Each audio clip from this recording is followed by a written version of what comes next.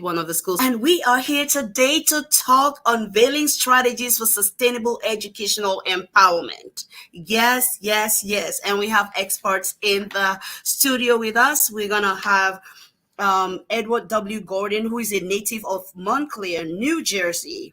And he is a graduate from the University of South Carolina. He holds a master's in music and a master's in educational leadership. And he is certified with the Department of New Jersey as education principal and supervisor of music. And he also holds a certificate of eligibility as a school administrator in New Jersey as well. All right. So for 25 years, he's been in the educational space, and he was one of the graduates of the Philly Plus School Turnaround Program, a selective residency program focused on serving underperforming schools. He's been guest on several talk shows, including Talk Leadership with Cedric Lafleur, Win with Willie, and the Black Entrepreneurs Institute show. He is also a contributor, a writing contributor to educational publications, including Juno White's 7 Leadership Question Anthology. He is an international speaker, coach, and trainer, with most recent work as the virtual keynote speaker at the National School Owners and Education Summits in Nigeria. He is the CEO of Gordon Leadership Academy, a company that coaches and mentors aspiring school leaders globally. He is also the founder of Gordon Leadership Foundation, which is a nonprofit that provides coaching, mentoring, and training for international school leaders in developing countries. And his motto is, if I can help anybody, then my living shall not be in vain. Ladies and gentlemen, please join me. Welcome to the studio. Principal Gordon, you're welcome, sir. You are welcome. It's so exciting to have you. I'm excited to be here to share with your audience today. And listen, they are all here. Friends, go ahead and share this, okay? You want to share this because this is going to be very, very highly educational, inspiring, motivational. You want to come with your notebook and your pen to take your notes. And we also have with us Dr. Adrienne A. Pagarigan, who is a highly dedicated and experienced educator and instructional leader with a vast and robust background in science education, educational research, and educational management and leadership. Her international experience has proven invaluable in integrating technology into instruction and conducting educational research to address achievement gaps among underrepresented populations. Now, she currently serves as the Magnet Schools Assistant Program Grant Magnet Coordinator for select schools in the United States, and she has an extensive career history where she has served as a classroom teacher, department chair, associate dean, assistant professor, showcasing her diverse expertise in various educational capacities. She is also a contributor and a writer. As a STEM grant writer and recipient for the National Middle School Science Teachers Association.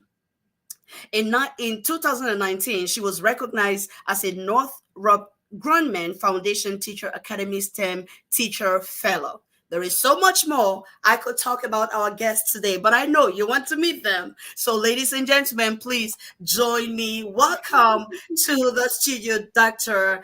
Adrienne Pagarigan. You're welcome, ma'am. Oh, thank you. Thank you, Dr. E. This is such a pleasure. Yes, yes, yes. So when you heard about this topic, unveiling strategies for sustainable educational empowerment, Dr. Pagarigan, what was your first impression? Well, it's really very empowering. I mean, this is sustainable educational empowerment. I think this is something we really have to have. And what comes into my mind is my experience, based on my experience as a foreign teacher here in the United States, who was raised from a different country, who has been to different public schools in different capacities, in different positions, and been a leader in different associations. sustainable education empowerment is something that I have developed myself. And now that is also something that I really would like to develop among my students in order to be successful. Principal Gordon, your first take when you saw the topic and you were like, oh, what did you think? Yes. What I really thought initially about a sustainable educational empowerment, I thought about the fact that you have to have first a clear vision about what do you want in the future. And when you think about that clear vision, what do we need to have in place? Like, where are we right now? And what is that gap from where we are right now to where we need to go? And what do we have to put in place to actually get there? And there's many different aspects that you will need to put in place to make sure that you actually have sustainable educational empowerment. And that is through proper coaching, mentoring, professional development, and support to be able to have a nice, firm foundation that is going to be sustainable in the future. Wait, friends, listen. This is already getting so good. I want you to share this, and we will be right back. For your corporate and personal needs. Leaders World Institute, changing lives, one leader at a time.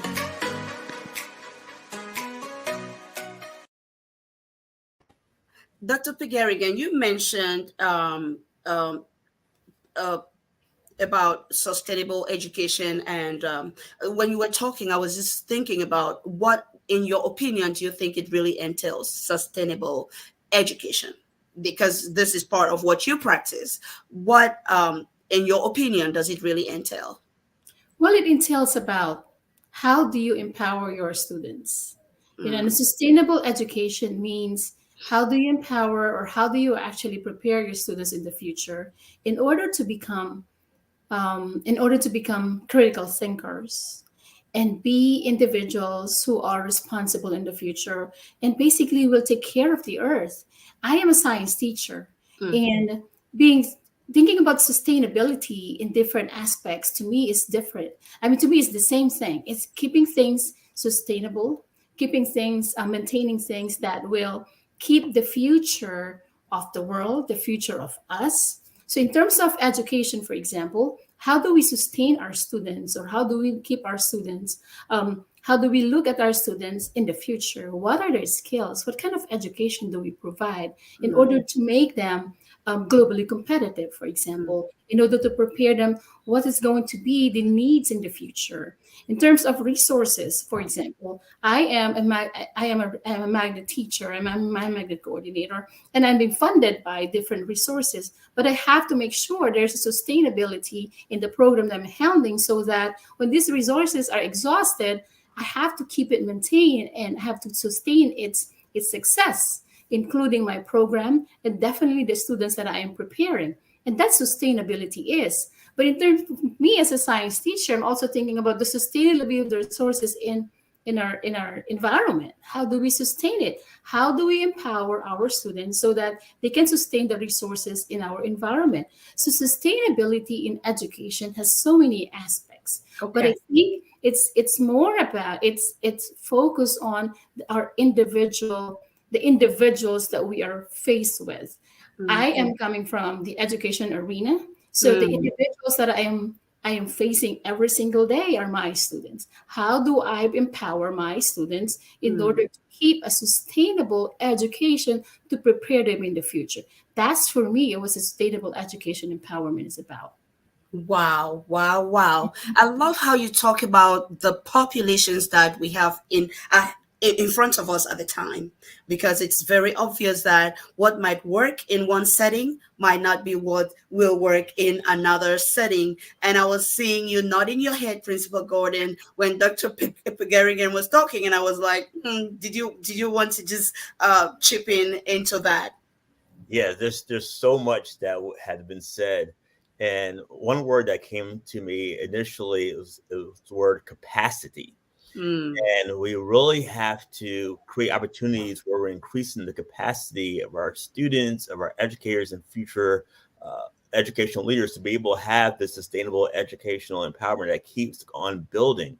And part of that is definitely having resources to provide differentiated professional development. And when I say differentiated professional development, is that we have to get out of the mindset that one size fits all. Okay, for a particular theme or topic that we want our leaders and students to grow on and develop, we might need to do a seminar for some of them, might be a book study for some of them. Some of them we might need to be able to send out to a conference to be able to grow. So we need to have that differentiated professional development. Another thing that Dr. Edgerlin mentioned that really resonated with me is the fact that we have to understand in our schools, in our districts, we sometimes have 5 different generations within our schools, okay? And also sometimes teaching multiple generations of teachers. Right. It's important for us to embrace the different generations, okay? And not put one generation to the side and put more emphasis on another. We need to learn from all of them, okay? As we talk about all these transitions that have happened in the world and society, we can learn from each generation, and each generation needs to be available and open to learn from each other, mentor each other, and support each other as we're continuing to build the capacity of our future leaders and our current leaders that are in our schools and also leading our organizations. You mentioned something, Principal Gordon, when you were talking. You talked about we have to have a clear vision about what we actually want and where we're at. If I should ask you, where do you think we are as a society right now as far as educational empowerment? Where do you think we are? Yeah, we are not where we need to be. Okay, so I will start off by saying that there are some effective school leaders that really understand the value of vision, mission, having core values, setting clear goals. But I think one thing that is not consistent amongst our schools, in our school districts, and also our learning institutions is the fact that you need to involve stakeholders in the process. Okay, many times we're developing these visions and missions in isolation and not involving the various stakeholders that are impacted and influenced by what the vision is and what we have to put in place by our actions to our mission. They're not believing in our core values because they weren't involved in the process. And that is really key to really having the sustainable educational empowerment when we include the stakeholders in the process of developing a clear vision, mission, and our core values. Wow. You know, while you're talking, I'm also thinking about like the public school systems, because I know private and public school systems have some differences at times. And it seems to me, and that's just my personal observation, that public school seems to have a clearer and stronger vision, and they actually actualize that and demonstrate it in their day-to-day activities more than maybe the government or public schools, because they're called differently in different countries. I don't know if that's what you observed, Dr. Garrigan, and how can maybe a leader that's in a public school system be able to bring that strong vision? Because I mean, even though they bring it, we know after 2 or 3 years they might be moved to another school and they might have to start all over again. What are your thoughts on public school leadership, government run schools, and leadership in those schools, and this whole vision situation?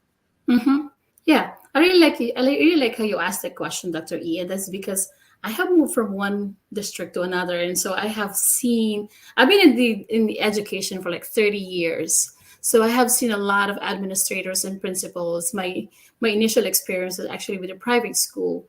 So looking into, to me, a leader in education has to be someone who is walking and talking of his vision. You know, someone who is able to follow up what he or she says. Someone who is very consistent with what he or she says. And I like what you said, Principal Gordon, that there has to be a sustainable educational empowerment has to be within the system. It should be working within the system. It's not only in isolation, where all the stakeholders, all those gears that make an education work should be involved and should be working together, the community and all of that. And so from one principal to another, if you move, you would see that you would see so many differences. And I have seen a lot of differences. There are principals who would say what they want to do, but they will not do it. That's the problem. That's the problem. They make a lot of promises. They say this and they say that, but the consistency is there. In order for a vision to be successful, one, you have to commit time, energy. Two, you have to make sure you are consistent. You are doing what you are saying. There will be obstacles, there will be barriers with the vision that you are trying to do, but you got to be persistent. You have to be persistent and consistent in doing that. Three, you have to have a collaboration, just like what Principal Gordon was saying. You can't do it by yourself. Success is not a success if it's only done by one person. It's not. It has to be a teamwork. It has to be collaborative. There will be dings. There will be some dings. There will be some people who would negate it, but you got to keep in mind you're leading your people. And when you lead your people, it has to be in your heart. It is a passion. And with the passion, whatever it is in your mind and your heart, it is shown in your behavior as a leader. And when people see that, they follow. They follow you without even forcing them to follow you, because they know that you are a leader who is persistent and consistent and knows your vision by heart and by action. Oh, wow. Wow. You are a leader that is persistent and consistent. Guys, please put in the chat so we know you're there. Put persistent, consistent, persistent, consistent. Please put it in the chat so we know you're there. Put it as many times as you want. It's free space, okay? Put it as many times as you want. Let us know you're there. And if you have not shared this, please share it with your friends and families, your colleagues, even the ones you don't like. Share it with everyone. Okay. All right. Principal Gordon, tell us about this whole vision and how can leaders maintain a strong vision that aligns with sustainable educational empowerment in public educational spaces and in private educational spaces. How is this possible? Yes, it's possible. And I just want to give some quick strategies about how to start this process. Okay. It's all based on strategic leadership and planning. And you start that by involving as many stakeholders as possible. And one way to do that is by starting off with a surveying your students, your staff, other administrators, your community members, your parents, gathering much information from those various stakeholders. Also, once you have that, move into having smaller focus groups where you have different perspectives to be able to talk about what the initial survey data is talking about and sharing and really diving deeper. Then the third level is to have one-to-one interviews with some key stakeholders to really dive even deeper about what is their perspectives and what's the feelings and emotions around the various topics you're moving forward. You need to look at data, okay? You need to look at student data. You need to look at attendance data from your staff and your students. You need to look at academic data. I know heavily on literacy and math. You need to look at your discipline data in reference to suspensions and referrals. All of this needs to come together in terms of this core data to be able to determine whether or not the vision that the school has been utilizing for many years is still relevant, or has it changed? Okay. Wow, and also, is our mission, how we're doing what we're doing to actually achieve the vision, is it still working? Do we need to adjust? I think that after what we have experienced as a world through COVID, if our visions about education are still the same before COVID that they are now, I think we have something to look at. This is a problem. Okay, the way we should be looking at education and connecting globally is different now with technology, and we need to embrace it and change our vision to be more relevant to our current needs of our students. And once we have the stakeholders involved in the process, we need to keep them along the process and let them know, all right, this is what the data says. This is our strengths. These are our areas of improvement. These are the actions that we're putting in place to actually move from where we are to where we need to go. And as you implement this, keep sharing them systematically, monthly, Mhm. every quarterly about how you're progressing. You can't just get the information from them at the very beginning of this process and leave them out there. You have to keep informing them and Mhm. communicate with them as you're going on this journey. That's how you're going to build consensus. That's how you're going to build partnerships. That's how you can keep everybody aware of what you're going through. And the last thing I'm going to say about this, I know there's a lot I can say about keeping people relevant in the vision. When you're in your school and you have a staff meeting or even professional development that you're having for your teachers, I want to encourage our school leaders, like, what part of the mission statement does your professional development or training Mm. relate to? Okay, put it at the top of the agenda. You got to always connect what you're doing daily, weekly, back to the mission. Okay, if there's not an alignment, then there's going to be some. Then you're going to have people that are like, "Why are we here? Why are we doing this for?" But if you always connect it to the vision and mission, they're going to see the alignment, and they're going to keep the energy and momentum going. That's really going to lead to that sustainability that you're looking for.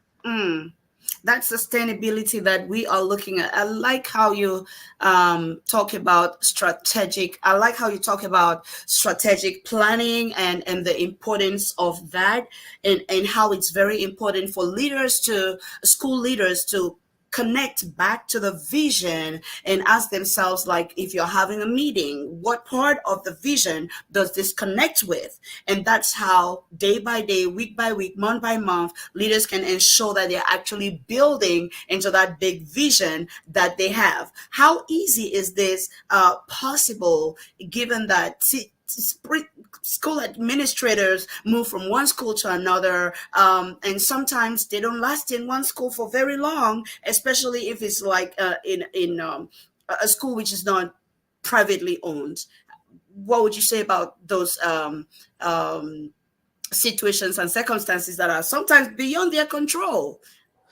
Understood. And I believe that if you have a clear vision and a statement written out and mission statement written out, and stakeholders are a part of the process, if you are moved as a school leader or as a school owner out of that situation, it will still continue to move forward. Yes, you might have a new leader that's coming in that might have have some thoughts about new direction. But if you laid a strong foundation and it was really clear with the stakeholders before you left that school about why we're doing this, why we needed to do it, that information can be transferred over to the new leadership to continue the process. We have problems in education and we don't have the sustainability when every 2 or 3 years we're starting over. That is not fair to our staff. It's not fair to our students. And our students need to continuously grow and progress in the right direction, and not every 2 or 3 years be stalemate and stalled in their progress. Wow. So much to be said. Ladies and gentlemen, this in the studio is Principal Edward Gordon. He's a trainer, a leadership trainer, and also helps school administrators with their work. That is Principal Gordon talking with us. And we also have in the house a leader in the instructional and educational space, Dr. Adrienne Pegarigan. Dr. Pegarigan, what are some of the innovative approaches to teacher training that you have noticed in your wide experience nationally and internationally? Some of the approaches that you've noticed that are actually working with empowering teachers for sustainable educational moves. I think one of the powerful approaches that we provide to teachers in terms of professional development is differentiated instruction. And I know you mentioned that, Principal Gordon. And that is the reason why we have to address students' individuality. We have to address in students, when I say individuality, we're thinking about their needs. We're thinking about their cultural identity. And this is where CRT, cultural responsiveness, comes in. And this is when we think about our race theory, all of those approaches. And I like how these approaches now are coming into light, because previously, I mean, I am a 90s, I graduated in 90s. This had never been a part of our vocabulary.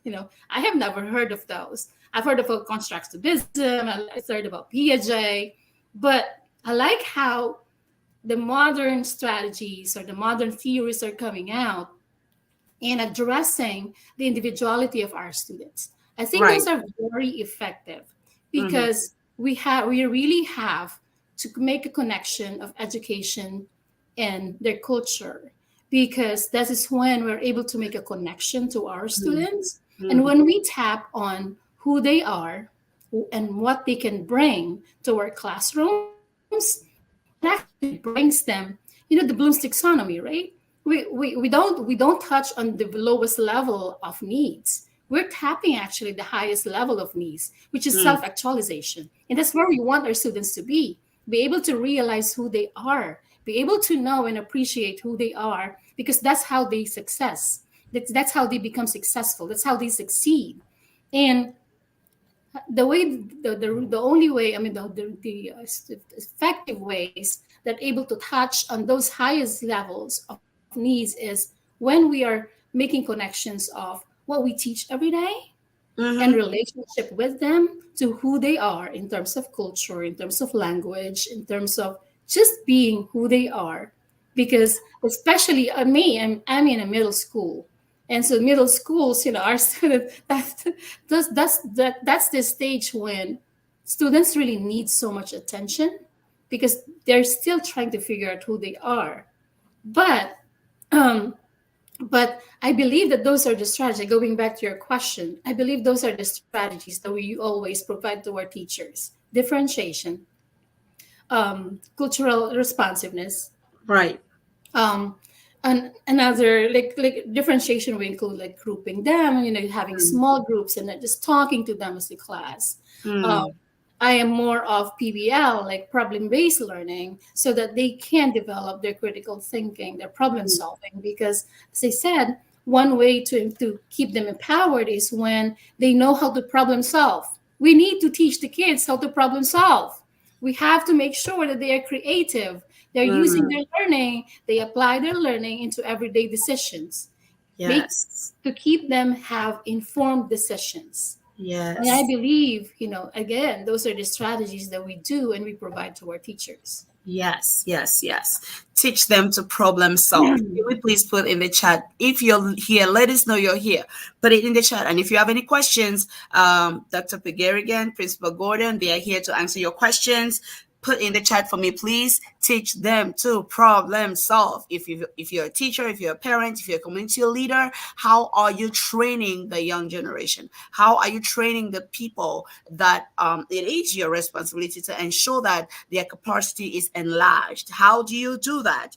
And I'm still on the same question, Principal Gordon, about the approaches, the innovative approaches, which have proven successful and really shown that, globally, these are approaches which are very, very good as far as training teachers and ensuring educational outcomes are sustainable. Principal Gordon. Yes, one thing that is really key when we think about our students, as well as when we think about our teachers as adults, is the fact of that they have a sense of belonging. That is really key in reference to students in our school buildings and also teachers in our school buildings as well. They want to come to a place of work, a school. They want to work in a district where they have a sense of belonging, that people are really taking time to know who they are, to understand their strengths, and they're able to be transparent about areas that they need to improve.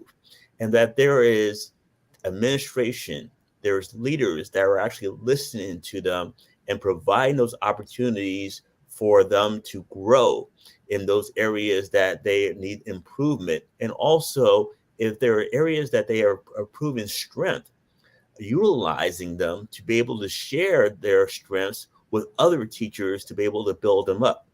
That's the type of environment that should be created in every school setting. Wow. To be able to sustain and retain quality teachers. And many times that's not happening, and that's what's really needed. So when we think about, this type of professional development and learning experiences, when you're able to be in an environment where you can share your strengths and gifts with others, you're going to stay. And also where your leadership understands your needs and provides various professional development for you to grow, that is going to help with the sustainability.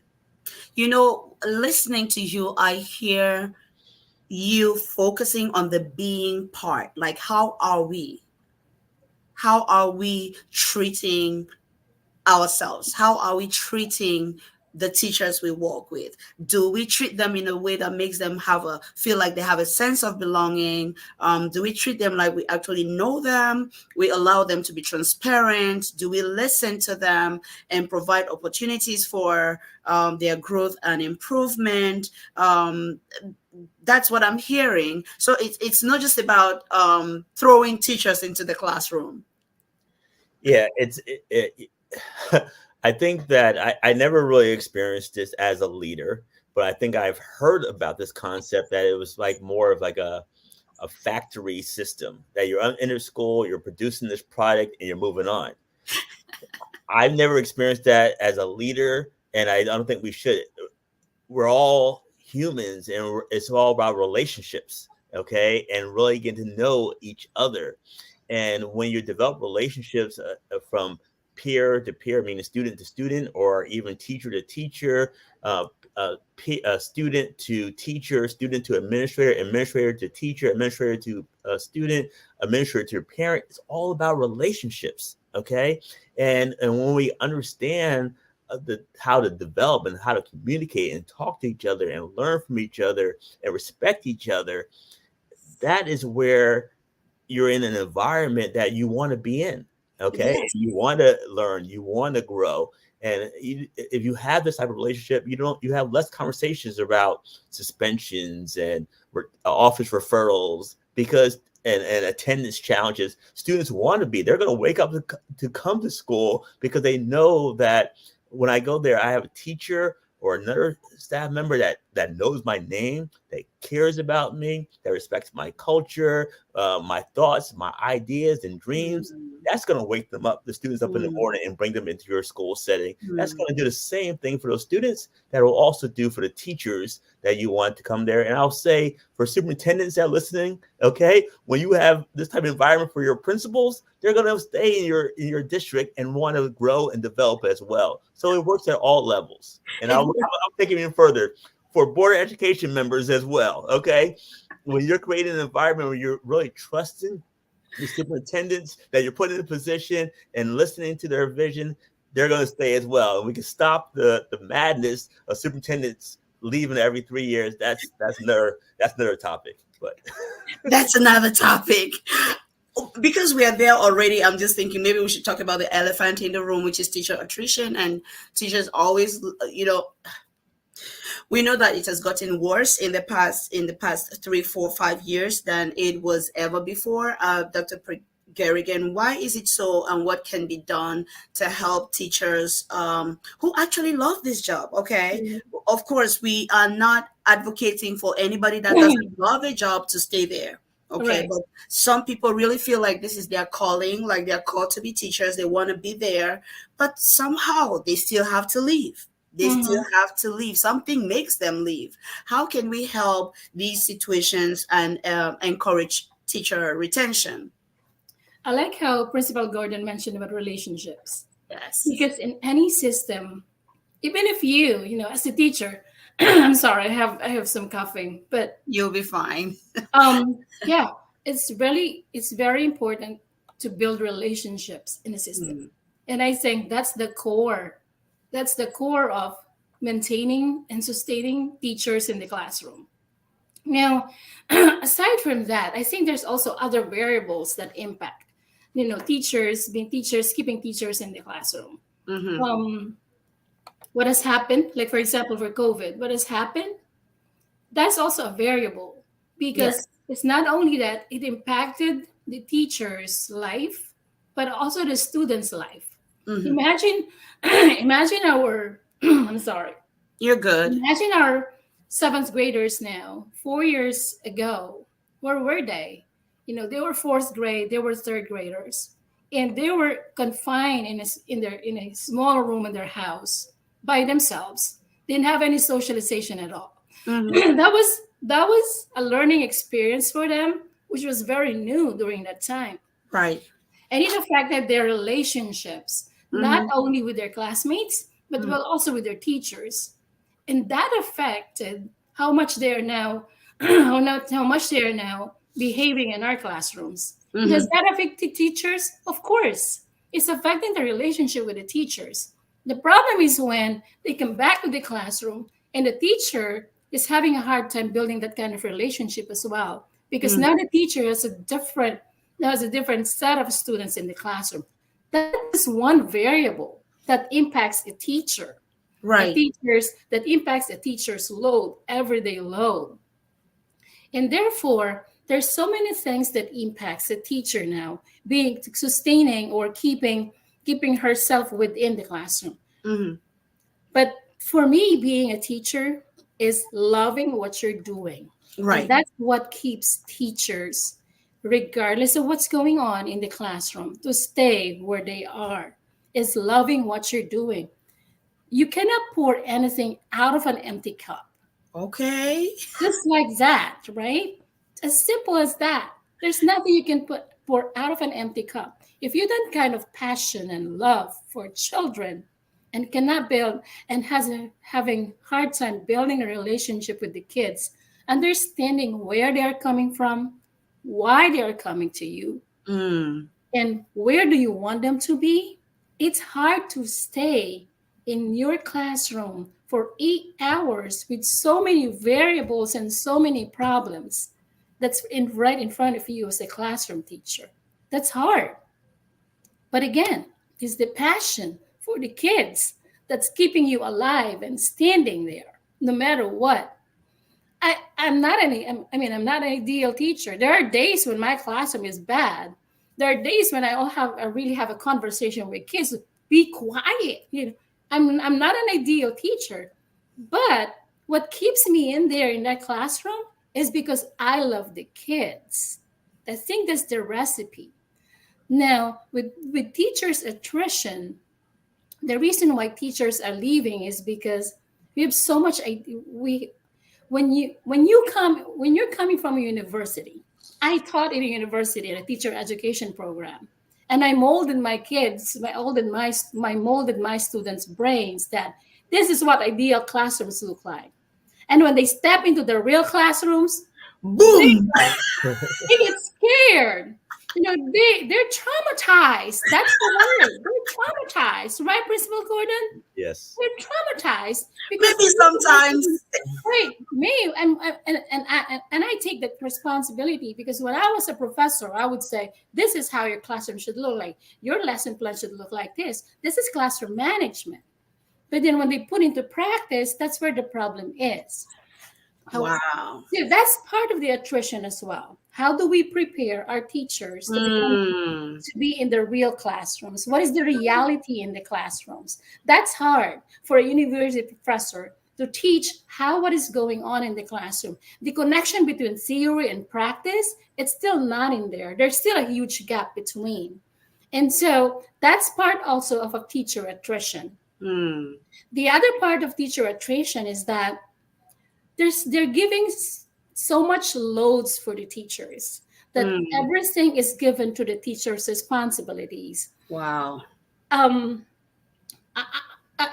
like for example, if there are policies, if they are just the school-wide policies, for examples, before they implemented to the teachers, and I'm going to circle back to what Principal Gordon said, that when you think about the policy, when you think about the vision, the gears in a system need to be involved. And for some reasons, there are policies that are developed on the upper level without consulting the teachers who are really carrying the load of implementing the policy. And that's when the load of the teachers become even heavier on top of everything that's going on in the classroom. Wow. As exhausted as a teacher is, it's easy to walk out of that classroom. And that's bad. And that's one of the factors that's causing it. Mm, mm. Listen, friends, if you're listening to us, this is so good. Dr. Pigerigan is over here dishing out gems for us to understand what's happening so we know how to bring those solutions. If you are a teacher in any capacity, listen, Sunday school included, okay? Sunday school included, church pastor included. If you're a teacher in any capacity, university professor, please put in the chat for us, teacher. Let's know you're here, and let's get your ideas. Share with us what you think about what is the cause of teacher attrition and why many well-meaning and nice, uh, teachers that really want to do a good job with our children are forced to leave. Principal Gordon. Yes, this has been a wonderful conversation, and it really goes back to, it starts off with the why.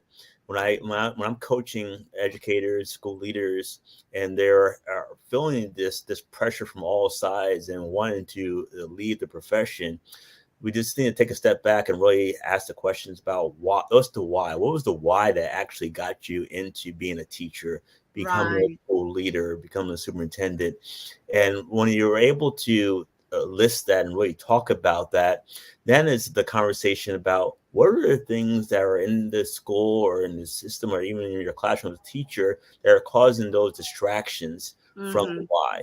Right. And once you identify those distractions, then it's a matter of working with a coach about how can we eliminate these distractions so that we can get back to the why that wakes you up in the morning to come into work and to do the work of serving the teachers as well as the students. And that is really key.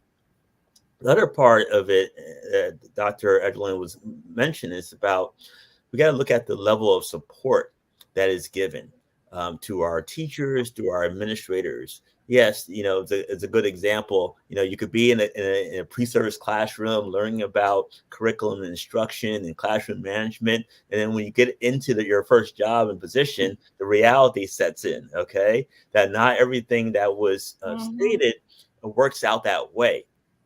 You are creating a great vision in the schools and universities about what should happen.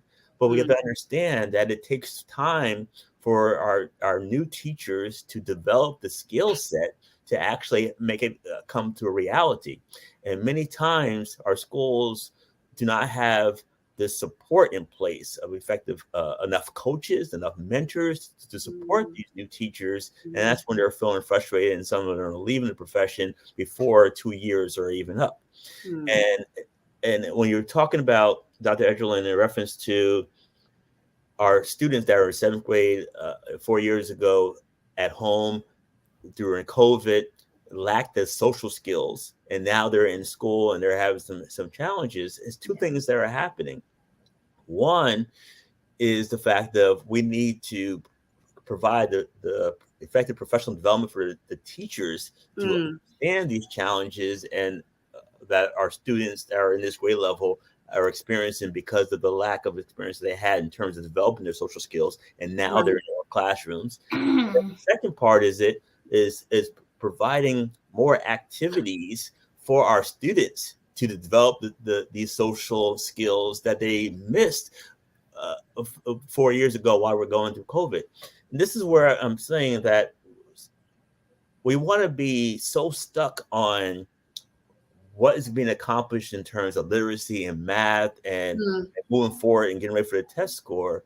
But if we don't take care of the social interaction piece, teachers can't teach and we're not moving forward anyway. Okay. So if you had a vision for how much time you were going to utilize for literacy, how much time you're going to utilize for math, and what social skills group you had in place 3 or 4 years ago, now you might have to take a shift.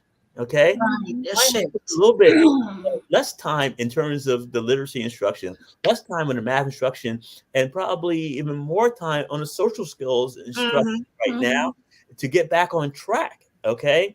Because we understand we keep pushing forward the literacy and trying to teach the students where they're not paying attention. They want to socialize and they're craving this socialization, and we're not getting any farther with our literacy or math curriculum. Okay, and then if we take a step back and address what the students are crying out for, I believe that we're going to take even greater strides in the future. And that's that brings us back to that strategic reflection piece where you talked about knowing exactly what the needs are. And I think Dr. Pegarigan also mentioned about knowing what the needs are and knowing exactly what needs to be done in specific situations.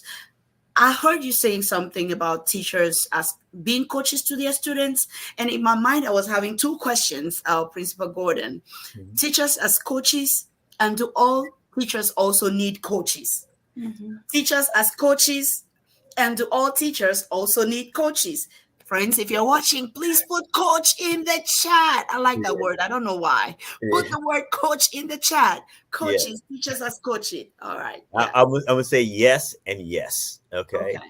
And what we have to understand, I think, is also to take an opportunity to define coaching. Okay. Coaching is when you're actually asking questions of the other person to really bring out what's already inside of them. So they have their own aha moments, their own realization, and really identify where they are right now and what action steps they need to take systematically to get where they're desired. That's for the students and that's for the teachers.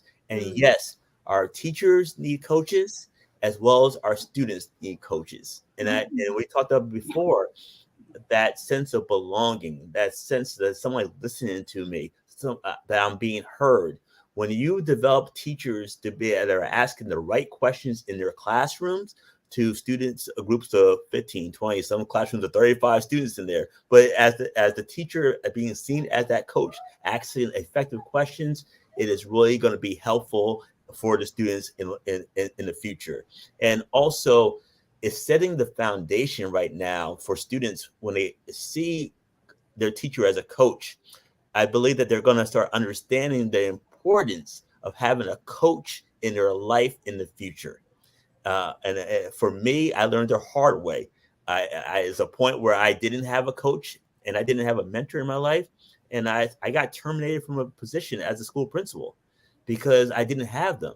And once I learned that I needed a coach and I needed a mentor, I had to learn what a coach was and a mentor was. I got both of them and I got back into leading schools. And now that has driven my work now to be a coach and a mentor for school leaders in the United States and also internationally, because I never want any other school leaders to go through what I went through. Coaching is important. Wow. I never heard this part of the story, Principal Gordon. This part of you actually doing what you're doing now because of what you went through. Wow. This is very, very empowering. Thank you for sharing that. Dr. Pegarigan, teachers as coaches and teachers needing coaches. Do all teachers need coaches? Yeah. Do all so let me break down your question. Please do. Are teachers coaches as well? Or do teachers need coaches? So teachers, yes, and yes. So teachers coach. So we coach our students. And I do a lot with my students. We coach them because these students, they need the basic skills. They need skills. And, as simple as when they ask for a pencil, can I have a pencil? And my next question is, what's the magic word? As basic as that, you're already coaching the basic skills, the values, and all of that. Now you're coaching. I like how you define coaching. The word coaching, Principal Gordon, because you asked the question. So what's the magic word? And then realize, oh, I'm missing it. Please. So I like how you define coaching. But basically, this is what we do as teachers: is to coach our students because we are developing them as an individual in entirety, as a whole individual. And we are not teaching them only intellectually, but we are teaching them in different aspects of them as a person, as an individual. social, emotional, intellectual, and all the other aspects to become an individual, someone who is able to carry on his life after they leave, after he or she, or after these kids leave your classroom. Do teachers need coach? Yes, definitely. I was just listening to one podcast this morning, and I like how you mentioned, Principal Gordon, that we leaders need coaches. I need a coach. I am now a doctor. I know I'm a doctor of education, but I also need a coach. I need a leader as a coach to coach me as a leader. Yes, we do need a coach. And do veteran teachers need a coach? Yes, they do. Because whatever level of teaching we are now, whether we are veterans or whether we are just starting in the profession, we need a coach, because I'm going to circle back to what Principal Gordon said. The society changes, it's very dynamic. Your vision has to change. I mean, your vision is the same vision, but the strategies are flexible based on how the society is changing. And because of that flexibility and fluidity of the society, your strategies change as a leader or as a teacher. Before we really don't need technology like this, but now we need it. And therefore we need a coach to teach us. It's very viable now, but before we don't need it. And therefore, any strategies that we do have, whether veteran teachers like me, I'm 30 years now in the education, I still need a coach, or a teacher who just step into the classroom, we need a coach. Because as I said, we need to respond to the changes in the society as our children are changing. Wow. The population is changing. Wow. The diverse needs of our students is changing. Yes. The society itself is changing. Yes. This is so good. Put in the chat for me, everyone. I need a coach. Yes. Please put as many times as you need to. I need a coach, or just the word coach. I love it, and Dr. Pegarigan, you just took us into a question that I've been thinking in my mind about, how the sociocultural, economic, technological landscapes are changing. And also Principal Gordon's testimony about how he's now doing his practice of teaching and leading and coaching supervisors and teachers so that they can attain those dreams that they have as far as school leadership. And you give us your experience about what happened and how coaching helped you to be where you are right now and to do more for others as well. And I like how Dr. Pegarigan also talked about changes, and where you are today is not where you want to be tomorrow. If you are in a position now, you're looking forward to maybe expanding, maybe becoming, having another position where you can leverage your talents, your potentials, and be able to bring value to many more people. And then the need for maybe mentoring and coaching comes in again. And then Principal Gordon, you've been doing this a lot. Can you tell us about how these changes in sociocultural, economic environments, technological changes, even bring us more to the need for adapting to these changes and needing coaches and needing further training? Just your comments on that, please. Yes, I believe it's two things. I'm thinking about my answer here. I think that it's probably, I'll say in terms of three parts. Yes. One is the fact that with effective coaching, it's going to really open yourself up and the person you're working with in terms of having a growth mindset. Okay. And with the growth mindset, that is allowing you to learn new things and understand the importance of learning new things. Okay. Right. So it might be as the way that you were teaching literacy in the past. Now things are different with technology, and also you have to embrace artificial intelligence now when it comes to literacy and how to really work that into the classroom. So the first part of it is definitely having a growth mindset to learn and to be able to expand your knowledge. That's the first thing.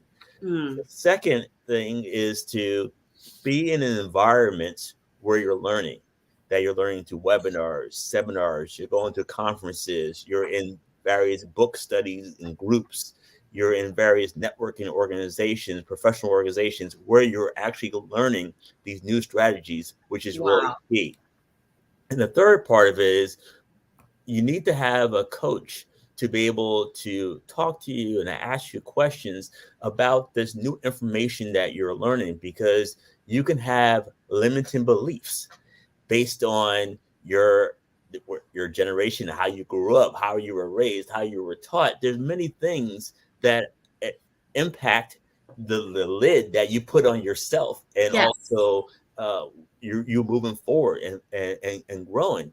And you need a coach to be able to ask you questions to help take that lid off, okay, so that you can increase your capacity and learn new ways, new systems, how to connect with the students of today, which are the students different from before, and be able to really have a greater impact. And that's why it's important to have the growth mindset, be in environments where you're learning, and have a coach to help you navigate this journey in education. Listen, effective questioning is at the heart of coaching. So guess what? We're going to do it to one another right now. Put in the chat for me, what are you learning right now? How is it aligned with where you want to go? Put it in the chat. What are you learning right now? Put it in the chat for me, please. Put it for me in the chat, please. What are you learning right now? Also, don't forget to give us stars. It helps us to keep bringing this type of content to you, because after this, we're going to throw it in all other social media platforms, and it's all out there for free. That's why we truly, truly appreciate our leaders who choose to come here to hang out with us and to just share some thoughts so that we can bring value to you. Is anybody saying thank you to Dr. Peguer again and to Principal Gordon? Anybody saying thank you? Put in the chat, please. Say thank you, thank you, thank you. And if you have a question for them, please put that question in the chat as well. My question that is to you, Dr. Peguer, again. How can students themselves be actively involved in shaping and sustaining their own educational empowerment journeys? Your thoughts on that? So the students themselves can be agency of student empowerment. Sustainable educational empowerment. They can be. But we as teachers have a big role to do that. We as teachers have a critical role to play in order to develop them to become an agency to become an agency for empowerment. Just like I have mentioned in the beginning, we get to develop them to be problem solvers and critical thinkers. Okay. And they become agency of empowerment, whatever decision they make, in their lives. They're able to apply what they're learning. There is some application of what they're learning, and their decisions become informed decisions. And that's what we want them to be. And I think that's where sustainable education empowerment is, and how it looks like for a student. Wow, beautiful. Thank you for sharing that. Because we have a limited time left, my question is to Principal Gordon at this time and the question is, in your experience, what would you say are some of the major barriers to sustainable educational empowerment? What are some of those barriers, and how can we surmount them? I think one of the major barriers is just the idea and concept that we know it all. Oh, true. Okay. And with that, it's not allowing to open up the opportunities to receive coaching, to receive mentoring, to even learn new information. I think that what I have experienced, that those that utilize my coaching services, I consider myself a third-party coach. I'm not connected with a school district. Most of my clients hire me individually and they pay out of their pocket. And with that, there's a level of transparency that comes with my work that they're able to be really transparent of everything that they're going through. And I'm able to coach them to be able to be more effective with those that they're leading, but also because I don't report back to their superintendent, assistant superintendent, I can help them to coach and lead up as well to be able to impact their environment. And if we're not open up to learning and not, we have this mindset that we know it all and we don't need help and support, that's the ultimate barrier right now. There's that one is I think the high priority right now in education is that we have many leaders that believe they know it all and are not seeking collaboration, partnership, coaching, and mentoring to do better. Wow. Know it all. Put it in the chat, guys. Put it in the chat. I'm thinking out loud. Put it in the chat for me. Know it all. Dr. Pegarigan, what are some of the barriers that you notice as far as sustainable educational empowerment at a global scale? Looking at different areas of where people are at on the globe. I think just like I would agree with what Principal Gordon said, is that not having the kind of thinking that we need to change. There has to be learning that's going on. And sometimes we're just stuck into one location, into one perspective, that we don't look at others' perspectives. And we don't grow if we don't let our minds grow, if we don't have multiple perspectives, if we don't make our perspectives wider without understanding other people. Yes. That's the biggest barrier. We cannot have a sustainable education empowerment if we say, I know everything. I don't have to go to PDs. I am the best teacher in this school. I don't think we are going to move forward if we do that. Thank you so much for sharing that. And because we are rounding up at this time, there are people that are going to watch this just because they saw you on the show. Dr. Pegarigan, what would you tell them as far as unveiling strategies for sustainable educational empowerment? What would be your final words to them? Some of them may not be teachers in classrooms, but we all know that in one way or the other, we are all educators in one capacity or the other. So what would you tell them as your final words on this show at this time? As a practitioner, I would say we need to make sure that we're empowering our students to become the agents of change and create a sustainable future for everyone. Thank you. Create a sustainable future for everyone. Correct. What strategies do you have in place for that to happen? Principal Gordon, there are people that are going to come watch this just because they saw Principal Gordon on this show. And what would you tell our wide variety of audiences who listen to the Leaders Well? What would you tell them as far as unveiling these strategies for sustainable educational empowerment? And also remember that there are people that might be watching this who will not be in the classroom, but we know that we are all teachers in one capacity or the other, and we are influencers in one capacity or the other. What would be your last word? And it doesn't have to be a sentence. Speak from your heart. Dr. Pegarigan, that was quite brief. I was waiting for more, and then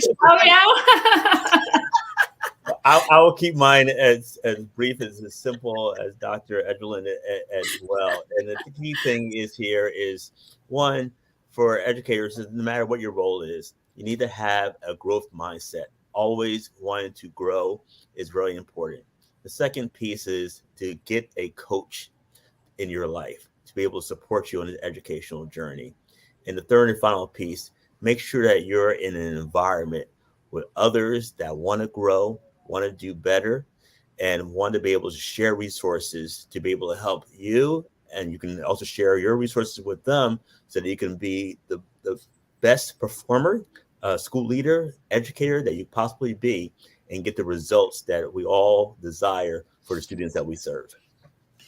Ladies and gentlemen, here we are.